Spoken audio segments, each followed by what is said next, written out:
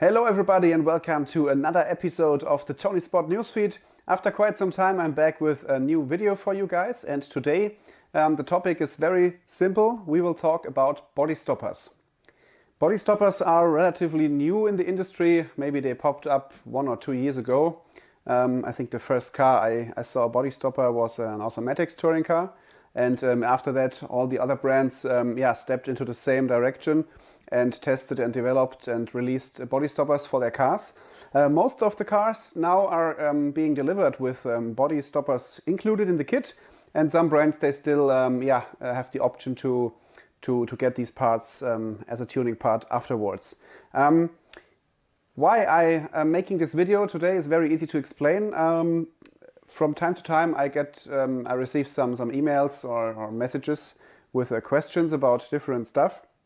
And in the last couple of months, some questions about these body stoppers popped up in my account, and I decided to just talk a little bit about these stoppers because I think some people, they really misunderstand what is the reason behind these body stoppers.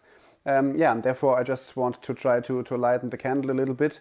I just will show you how to work with these body stoppers. What is the correct way, what is the wrong direction, and I hope that you will be a little bit more informed after the video. I would say, let's get right into it.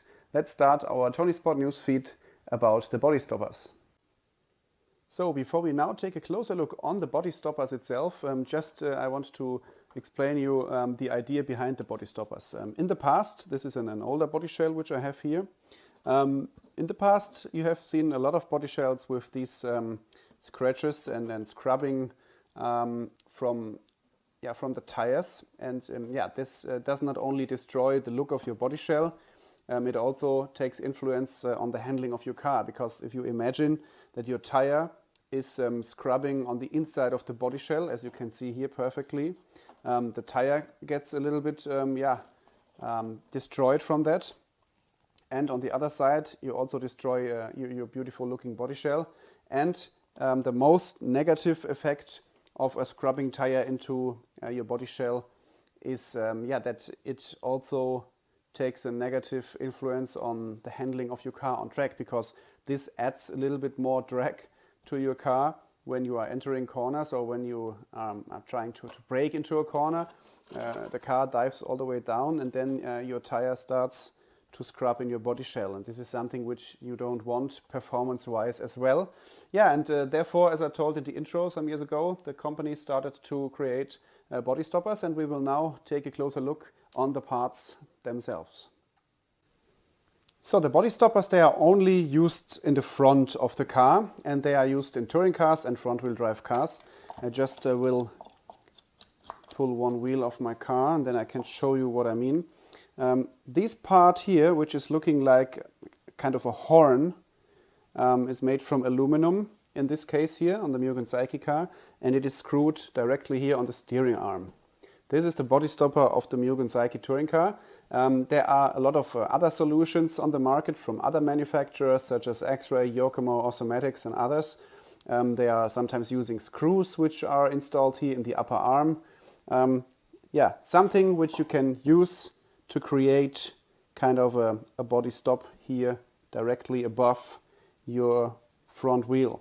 It is important to explain that the body stopper is always above the tire surface, because only then it can prevent the tire to scrub in on your body shell. So you can see it right here.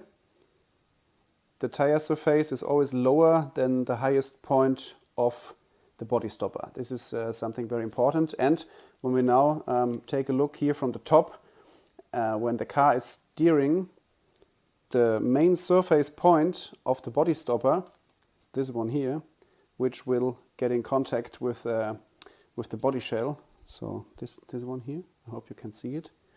This stays always in kind of the same position here when the wheel is turning. And this is something which the designers of the cars made sure, that the body stopper will touch your body always at the same point. And now we can look how the body stopper should work and how it should not work on the car. Okay, before we now take a closer look on how to use the body stoppers, I will show you how not to use them. There are two ways of doing it wrong. The first way would be if you mount the body stopper too low in the car and the body stopper surface will be below the top surface of the tire. Then it will be the same as you would have not installed a body stopper. It would not be any change and your tire will scrub in the inside of your body shell as it was in the past. Another mistake is to mount the body stoppers in a too high position. So in this case here in the Mugen Seiki car, you can adjust the position of the aluminum part by adding or removing shims. These shims are mounted here directly between the body stopper and the aluminum steering arm. So there you can adjust the height of the body stopper very easily just by removing two screws and adding or removing shims. When you have the position of the body stoppers too high, then you will see the following when you put your body shell on. In this case, I added too much shims and now the body shell is on the car. And when I now will compress the suspension, you will see that my car will go fully down. You can see it here through the window. You can see the white belt which is moving. So the whole suspension goes all the way down until the chassis is touching the ground. But the body shell is almost doing nothing. It stays in the same position because the body stopper is just in contact with the body shell in the car's neutral position. When the car is here standing on race tires in the right height as set, and then the body stopper is already touching the body shell. And when you then compress the suspension, the body shell always stays in the same position. And this is not good because during driving, you will not see any visible feedback from the car. You will never see if the car works enough in the front or not. So your body shell will always stay in the same position. And this will make the car look a little bit dead, I would say, when you are cornering. And that makes it a little bit useless with the body stoppers. The only thing you are creating are two more points which are picking up the body shell. So you have a 4-point body shell mount then, but this is not what the original sense was to use these body stoppers. In the next step now we will take a closer look what it will look like when you compress the suspension when the body stoppers are in the correct position, and then you will also get a better understanding of why body stoppers make sense on your car. So here on the second car, the body stoppers are adjusted in the way I would use them at the moment with my Extreme Twister body shell. When I now put the body shell on the car, it is easy for you to see the difference because first of all you can see that you have a little bit of a gap which the body shell can move around until it is touching the body stopper here. And now when it's set correctly, you can do this then in very fine steps with the shims or with shortening or lengthening the screw on your upper arm. Now you can see when I compress the suspension, the body shell will follow the suspension a little bit downwards until it now has contact with the body stoppers, and the rest of the way will be only the car going down and the body shell will stay in the same position. And there are several reasons why this is good to use these body stoppers in this way. But this is maybe something for you to see it better. You have a little bit visible feedback when the car will lean from one to the other side. But once the car is compressed all the way down, your body shell will stop 1 or 2 millimeters off the ground, depending on the settings you have made. Last but not least, one tip for you guys. You always should leave a gap between the body clip and the body shell. So please do not use the lowest possible hole because your body shell also needs a little bit of breathing room to be able to work when the car is compressed down. Because if you would use the lowest possible hole in your body post, then you will compress your body shell between the body stopper and the body clip, and this will not be a good productive thing. So always make sure that you give the body shell a little bit of a breathing room here and that your suspension can work freely and the body stopper can do its work. So after we have now talked about the body stopper, how it works, where the ideas came from, if you now ask yourself if you need a body stop or not, it's very easy. A body stopper does not have any disadvantages. It can only be an advantage if your car features a body stop function.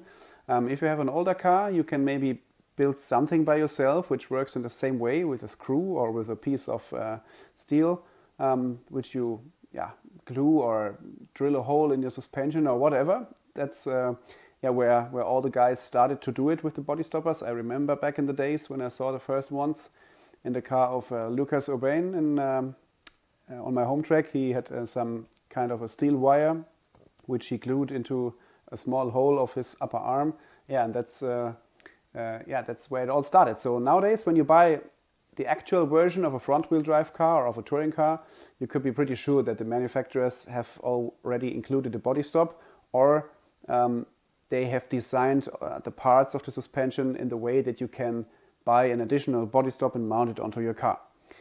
So last but not least, to make sure what your main goal should be when you are using the body stop, the main goal should be to run the front of your body shell as low as possible without the body touching the ground when the car gets compressed under braking or on bumps.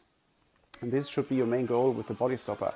So in the past, without body stoppers, you had to run your body shell 8 millimeters above the ground most of the time when you were running a 1/10 scale touring car.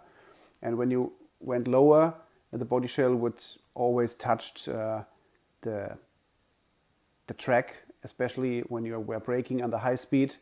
And this was something which didn't allow us to go down with the body shell. But now with the body stop, it is possible to run the body shell at 6 millimeter or even lower over the ground, which is a great advantage in case of aerodynamics, front grip, steering and all these things.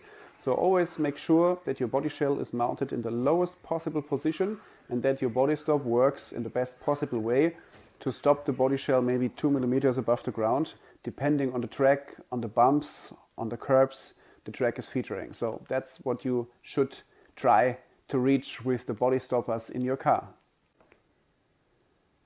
So guys, that was our video for today. I just hope that you now get a better impression and idea about the idea behind the body stoppers on the front axle of your touring car or on the front of your front-wheel drive car.